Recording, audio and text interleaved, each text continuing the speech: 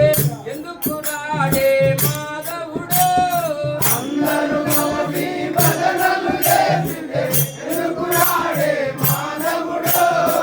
భక్తులు కోడి భజనలు చేసితే ఎందుకు రాడే మాధవుడు భక్తులు కోడి భజనలు చేసితే ఎందుకు రాడే మాధవుడు ఎందుకు రాడే కేశవుడు ఎందుకు రాడే కేశవుడు ఎందుకు రాడే హరుడు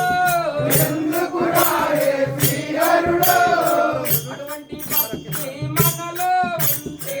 రానే వచ్చును రాఘవుడు అటువంటి భక్తి మనలో ఉంటే నాదే వస్తును రాఘవుడు భక్తులు కోడి భజనలు చేసితే ఎందుకు రాడే మాధవుడు